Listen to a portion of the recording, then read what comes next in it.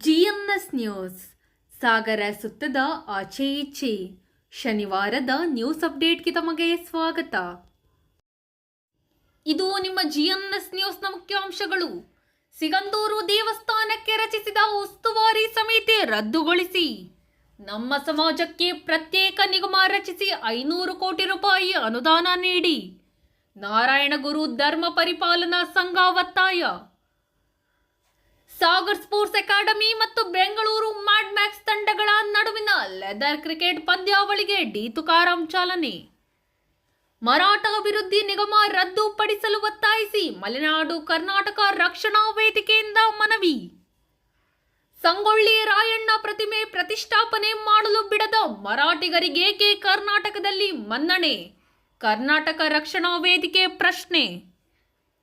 ಜಿಲ್ಲಾ ಕನ್ನಡ ಜಾಗೃತ ಸಮಿತಿ ಸದಸ್ಯ ಮಾಸ ನಂಜುಂಡಸ್ವಾಮಿ ಅವರಿಗೆ ವಿಪ್ರ ವೈದಿಕ ಸಂಘಟನೆಯಿಂದ ಸನ್ಮಾನ. ಆಪ್ಸ್ಕೋಸ್ ಪ್ರಭಾರ ಕಾರ್ಯದರ್ಶಿ ರವೀಶ್ ನಿಧನಾರ್ಥ ತುಮರಿಯಲ್ಲಿ ಶ್ರದ್ಧಾಂಜಲಿ ಸಭೆ. ಸಾಗರ ತಾಲೂಕು ಕರೂರು ಹೋಬಳಿ ಕೊಡವನಹಳ್ಳಿ ಗ್ರಾಮಸ್ಥರಿಂದ ಗ್ರಾಮ ಪಂಚಾಯಿತಿ ಚುನಾವಣೆ ಬಹಿಷ್ಕಾರದ ಎಚ್ಚರಿಕೆ. ಈಗ ಸುದ್ದಿಯ ವಿವರ.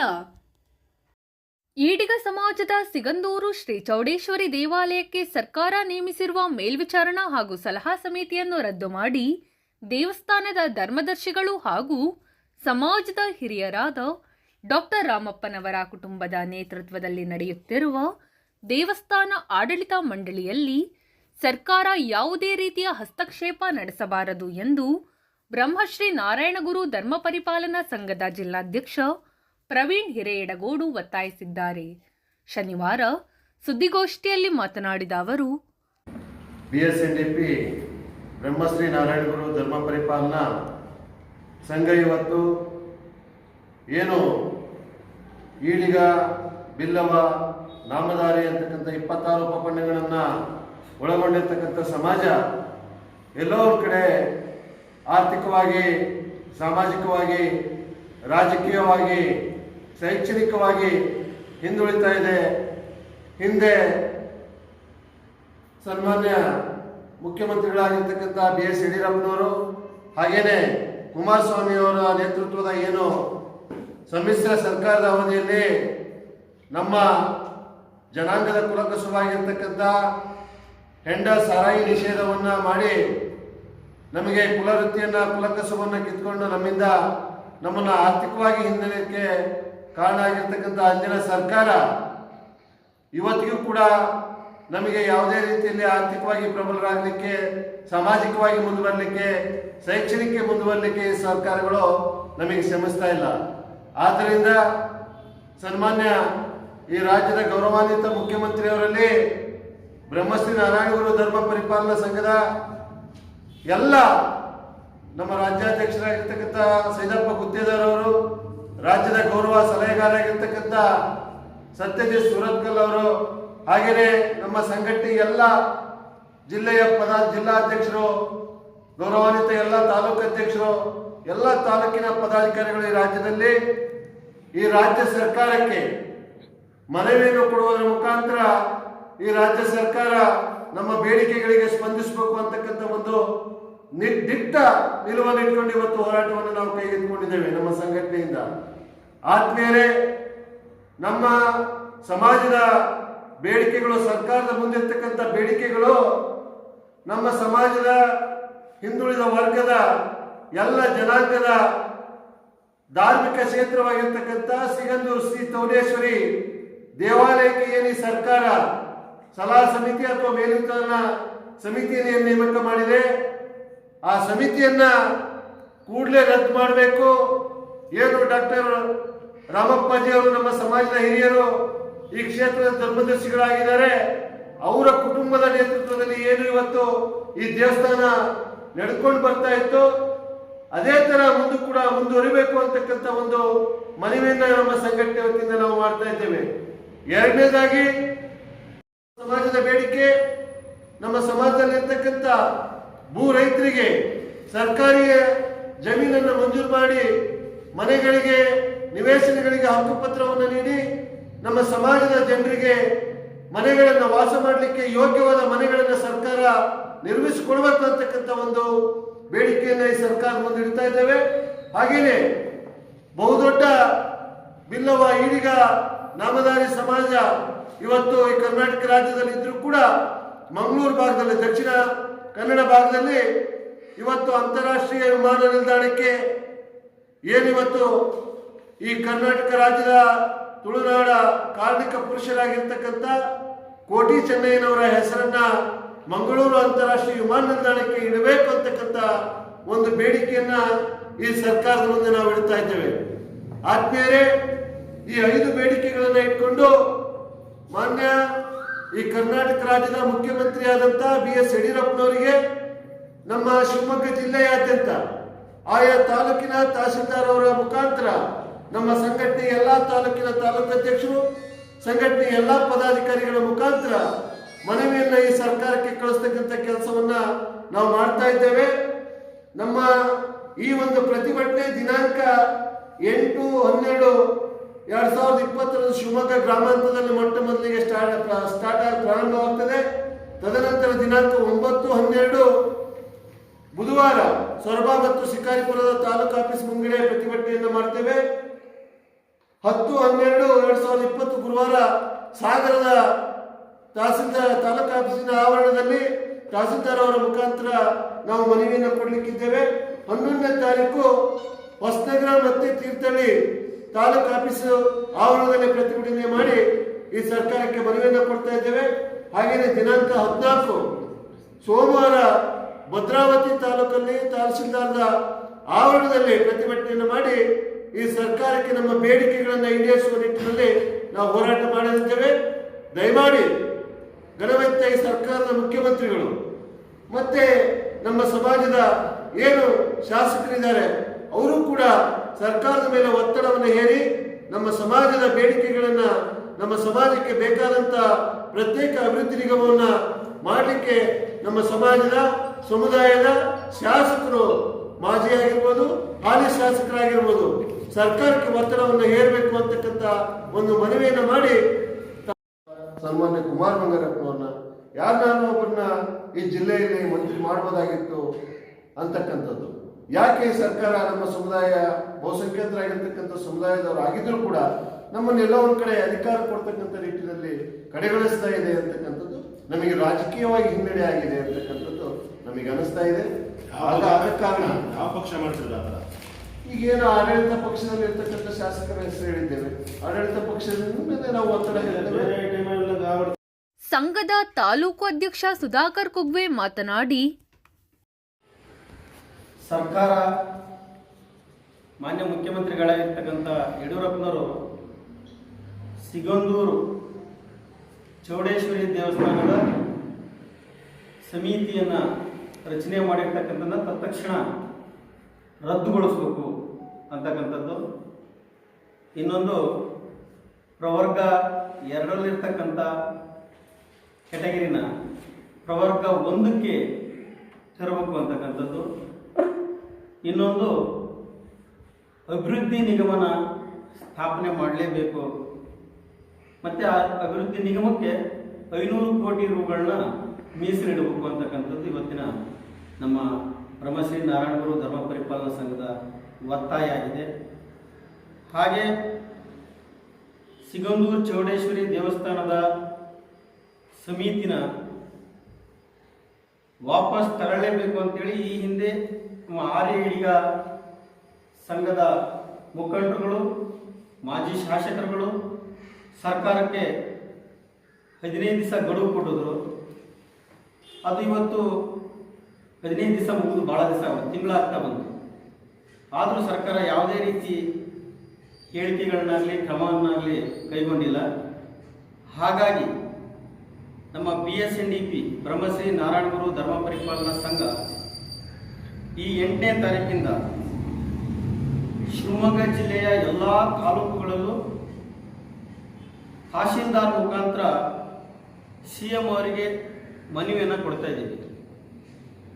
ಮೊದಲನೇದಾಗಿ ನಮ್ಮ ಶಿವಮೊಗ್ಗ ರೂರಲ್ಲು ಮತ್ತು ಶಿವಮೊಗ್ಗ ಟೌನಲ್ಲಿ ಕೊಡ್ತಾ ಇದ್ದಾರೆ. ನಮ್ಮ ಸಾಗರದಲ್ಲಿ 10ನೇ ತಾರೀಕು ಗುರುವಾರ ಬೃಹತ್ ಸಂಖ್ಯೆಯಲ್ಲಿ ಸೇರಿ ತಹಸೀಲ್ದಾರ್ ಮುಖಾಂತರ ಸಿಗಂದೂರು ಚೌಡೇಶ್ವರಿಯ ಏನು ಸಮಿತಿನ ರಚನೆ ಮಾಡಿದಿರಿ ಆ ಸಮಿತಿನ ವಾಪಸ್ ತಗೊಳ್ಳೇಬೇಕು ಅಂತಕ್ಕಂಥ ಉಗ್ರವಾದ ಪ್ರತಿಭಟನೆಯನ್ನು ಗುರುವಾರ ನಾವು ತಹಸೀಲ್ದಾರ್ ಮುಖಾಂತರ CMಗೆ ಮನವಿ ಕೊಡ್ತಾ ಇದ್ದೀವಿ. ಇದು ಅವರು ಎಲ್ಲಿ ತನಕ ರದ್ದು ಮಾಡಲ್ಲ ಅಲ್ಲಿವರೆಗೂ ನಿರಂತರವಾಗಿ ಹಂತವಾಗಿ ಹೋರಾಟವನ್ನು ಮಾಡಬೇಕು ಅಂತ ಹೇಳಿ ನಮ್ಮ ಬ್ರಹ್ಮಶ್ರೀ ನಾರಾಯಣಗುರು ಧರ್ಮ ಪರಿಪಾಲನಾ ಸಂಘ ರಾಜ್ಯಾಧ್ಯಕ್ಷರು ಮತ್ತು ನಮ್ಮ ರಾಜ್ಯದ ಸಲಹೆಗಾರಾಗಿರ್ತಕ್ಕಂಥ ಸತ್ಯಜಿತ್ ಸೂರತ್ಕಲ್ ಅವರ ನೇತೃತ್ವದಲ್ಲಿ ಹೋರಾಟವನ್ನು ಹಮ್ಮಿಕೊಂಡಿದ್ವಿ. ಇದು ವಾರ ಎಲ್ಲ ಕಡೆಯೂ ಇಡೀ 30 ಜಿಲ್ಲೆಯಲ್ಲೂ ಮಾಡಬೇಕು ಅಂತಕ್ಕಂಥ ಒಂದು ನಿರ್ಧಾರವನ್ನು ಮಾಡಿದ್ದೀವಿ. ಈ ವಿಚಾರದಲ್ಲಿ ನಮ್ಮ ಗೋಷ್ಠಿಯಲ್ಲಿ ಮನೋಜ್ ಕುಗ್ವೆ, ನಾಗರಾಜ್ ಕೈಸೋಡಿ, ಹುಚ್ಚಪ್ಪ ಕುಗ್ವೆ, ಅಣ್ಣಪ್ಪ ಕುಗ್ವೆ ಇನ್ನಿತರರು ಉಪಸ್ಥಿತರಿದ್ದರು. ಕೊರೋನಾ ಹಿನ್ನೆಲೆಯಲ್ಲಿ ಕ್ರಿಕೆಟ್ ಸೇರಿದಂತೆ ಅನೇಕ ಪಂದ್ಯಾವಳಿಗಳು ನಡೆಯದೇ ಇರುವುದರಿಂದ ಆಟಗಾರರು ತೀವ್ರ ನಿರಾಶೆ ಅನುಭವಿಸಿದ್ದರು. ಇದೀಗ ಗೋಪಾಲ್ಗೌಡ ಕ್ರೀಡಾಂಗಣದಲ್ಲಿ ಪುನಃ ಲೆದರ್ ಬಾಲ್ ಕ್ರಿಕೆಟ್ ಪಂದ್ಯಾವಳಿ ಪ್ರಾರಂಭವಾಗಿರುವುದು ಯುವ ಆಟಗಾರರು ಹೆಚ್ಚು ಹುಮ್ಮಸ್ಸಿನಿಂದ ಕ್ರೀಡೆಯಲ್ಲಿ ಪಾಲ್ಗೊಳ್ಳುವಂತೆ ಆಗಿದೆ ಎಂದು ನಗರಸಭೆ ಸದಸ್ಯ ಡಿ ತುಕಾರಾಂ ತಿಳಿಸಿದರು. ಸಾಗರದ ಶಾಂತವೇರಿ ಗೋಪಾಲಗೌಡ ಕ್ರೀಡಾಂಗಣದಲ್ಲಿ ಶನಿವಾರ ಸಾಗರ್ ಸ್ಪೋರ್ಟ್ಸ್ ಅಕಾಡೆಮಿ ಮತ್ತು ಬೆಂಗಳೂರಿನ ಮ್ಯಾಡ್ಮ್ಯಾಕ್ಸ್ ಕ್ರಿಕೆಟ್ ಸಂಸ್ಥೆ ಆಶ್ರಯದಲ್ಲಿ ಆಯೋಜಿಸಲಾಗಿರುವ 2 ದಿನಗಳ ಸೀಮಿತ ಲೆದರ್ ಬಾಲ್ ಕ್ರಿಕೆಟ್ ಪಂದ್ಯಾವಳಿಯನ್ನು ಉದ್ಘಾಟಿಸಿ ಅವರು ಮಾತನಾಡುತ್ತಿದ್ದರು.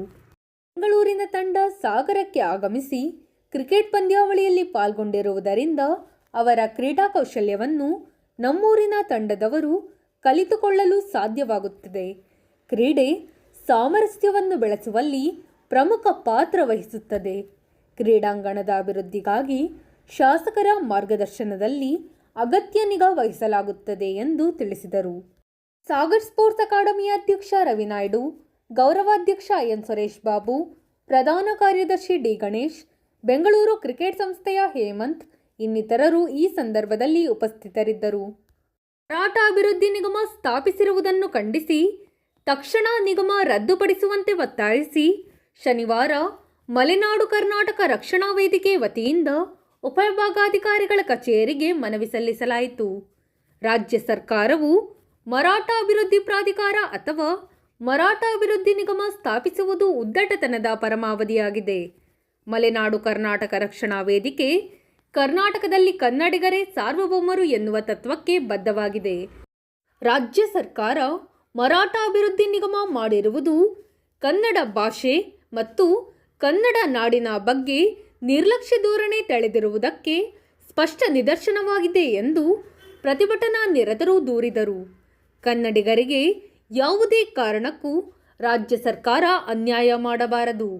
ಕನ್ನಡಿಗರ ಸ್ವಾಭಿಮಾನಕ್ಕೆ ಧಕ್ಕೆ ಉಂಟಾಗುವಂತೆ ಸರ್ಕಾರ ಘೋಷಣೆ ಮಾಡಿರುವ ನಿಗಮವನ್ನು ಹಿಂದಕ್ಕೆ ಪಡೆಯಬೇಕು ಎಂದು ಮನವಿಯಲ್ಲಿ ಒತ್ತಾಯಿಸಲಾಗಿದೆ.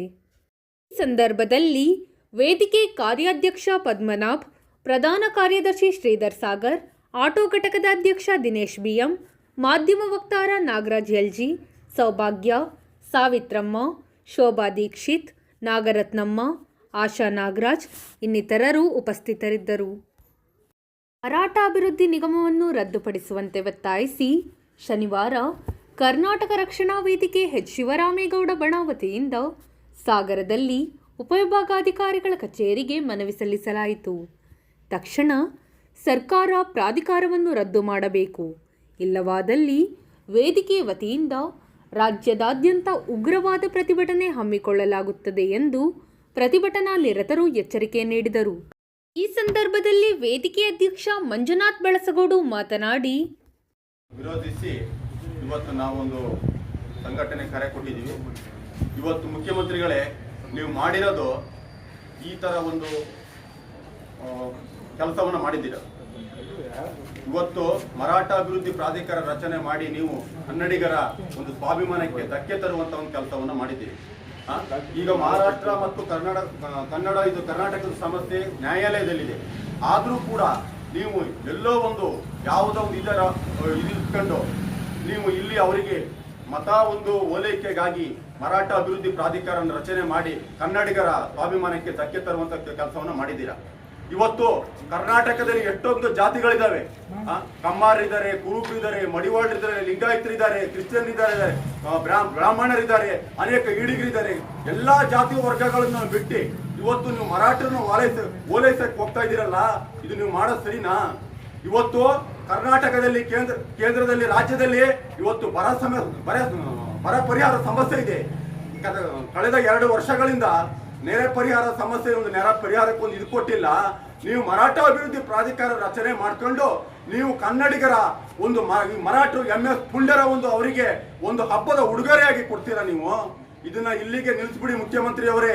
ಯಾವ ಕಾರಣಕ್ಕೂ ಕನ್ನಡಿಗರ ನೀವು ಒಂದು ಅವರನ್ನ ಪರೀಕ್ಷೆ ಮಾಡಕ್ ಬಂದ್ರೆ ಕನ್ನಡಿಗರು ಎಷ್ಟು ಒಳ್ಳೆಯರು ಅಷ್ಟೇ ರೀತಿ ಅವರು ಯಾವ ಟೈಮಲ್ಲಾದ್ರೂ ತಿಳಿದಿರ್ತಾರೆ ಅನ್ನೋ ನಂಬಿಕೆ ನಿಮ್ಗೊಂದಿರಲಿ ಮುಖ್ಯಮಂತ್ರಿ ಅವರೇ.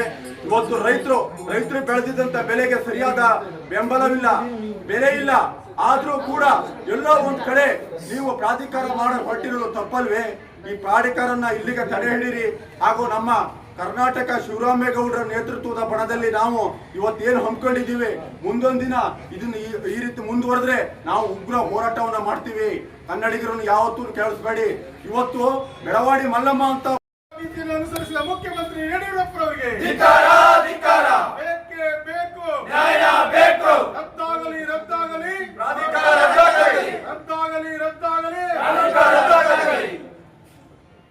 ತಾಯಿ ಭುವನೇಶ್ವರಿಗೆ. ಇಂದು ನಾವು ಸಾಗರದಲ್ಲಿ ಶಿವರಾಮೇಗೌಡ ಬಣದಿಂದ ಇವತ್ತು ಕರ್ನಾಟಕ ರಾಜ್ಯದಿಂದ ಇವತ್ತು ಎಲ್ಲಾ ಕಡೆಗಳಲ್ಲಿ ಇವತ್ತು ನಾವು ಉಗ್ರವಾದಂತಹ ಹೋರಾಟವನ್ನ ಹಮ್ಮಿಕೊಂಡಿದ್ದೀವಿ.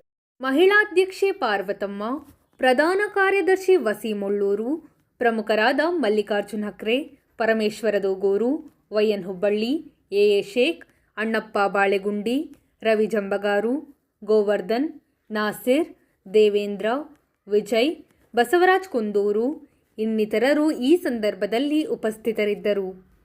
ಮಾಸ ನಂಜುಂಡಸ್ವಾಮಿಯವರು ಅನೇಕ ಸಾಮಾಜಿಕ, ಸಾಂಸ್ಕೃತಿಕ, ಧಾರ್ಮಿಕ ಚಟುವಟಿಕೆಯನ್ನು ಪ್ರೋತ್ಸಾಹಿಸಿಕೊಂಡು ಬಂದಿದ್ದಾರೆ. ಜೊತೆಗೆ ನೊಂದವರ ನೆರವಿಗೆ ನಿಲ್ಲುವ ದೊಡ್ಡ ಗುಣ ಅವರಲ್ಲಿದೆ. ಸರ್ಕಾರ ಅವರ ಸೇವೆಯನ್ನು ಗುರುತಿಸಿ ಇನ್ನಷ್ಟು ಉನ್ನತ ಸ್ಥಾನವನ್ನು ಮುಂದಿನ ದಿನಗಳಲ್ಲಿ ನೀಡುವಂತೆ ಆಗಬೇಕು ಎಂದು ವಿಪ್ರ ವೈದಿಕ ಪರಿಷತ್ ಅಧ್ಯಕ್ಷ ನವೀನ್ ಜೋಯ್ಸ್ ತಿಳಿಸಿದರು.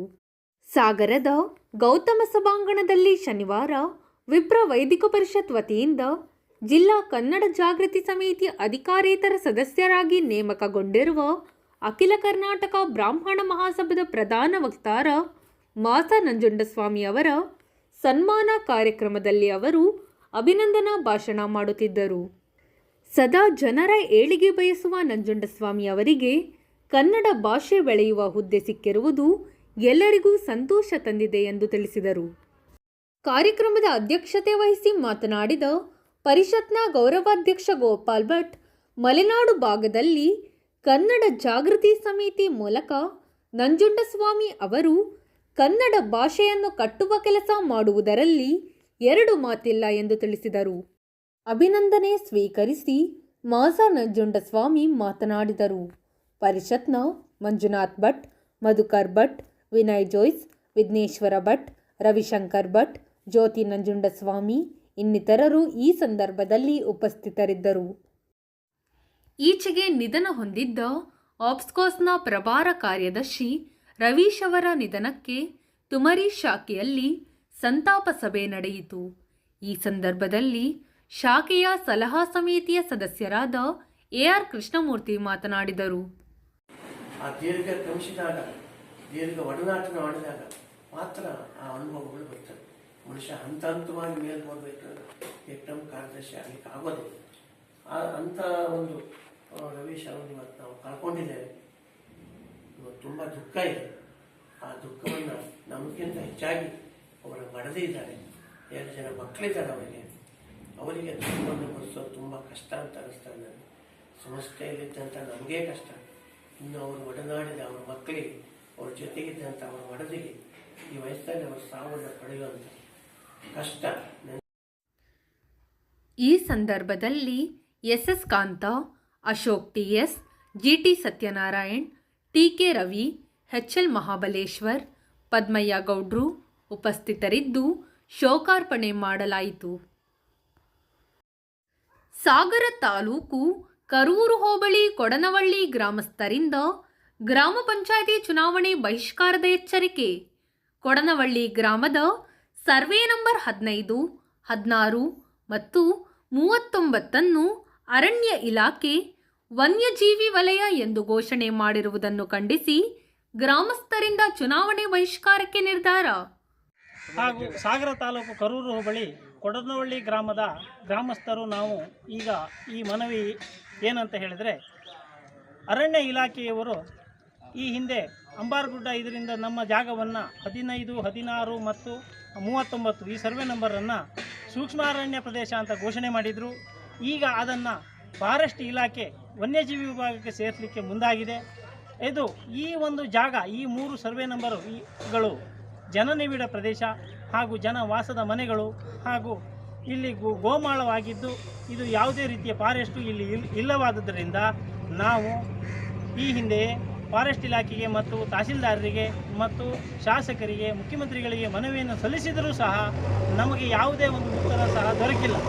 ಈ ಜನನಿಬಿಡ ಪ್ರದೇಶವನ್ನು ಉಳಿಸಿಕೊಳ್ಳುವ ಎನ್ನುವ ಉದ್ದೇಶಕ್ಕಾಗಿ ನಾವು ನಮ್ಮ ಗ್ರಾಮಸ್ಥರ ಪರವಾಗಿ ನಾವೆಲ್ಲರೂ ಕೂತು ಒಂದು ತೀರ್ಮಾನವನ್ನು ಮಾಡಿ ಈ ಚುನಾವಣೆಯ ಬಹಿಷ್ಕಾರವನ್ನು ನಾವು ಎಲ್ಲರೂ ಸೇರಿ, ಗ್ರಾಮದವರು ಸೇರಿ ಗ್ರಾಮ ಪಂಚಾಯಿತಿ ಚುನಾವಣೆಯನ್ನು ನಾವು ನಮ್ಮ ಒಂದು ಸಮಸ್ಯೆ ಇತ್ಯರ್ಥವಾಗುವವರೆಗೂ ನಾವು ಈ ಚುನಾವಣಾ ಬಹಿಷ್ಕಾರವನ್ನು ಮಾಡ್ತಾ ಇದ್ದೀವಿ ಅಂತಕ್ಕಂಥದ್ದನ್ನು ಈ ಸಂದರ್ಭದಲ್ಲಿ ನಾನು ಹೇಳಲು ಇಷ್ಟಪಡ್ತೇನೆ. ಇಷ್ಟೇ.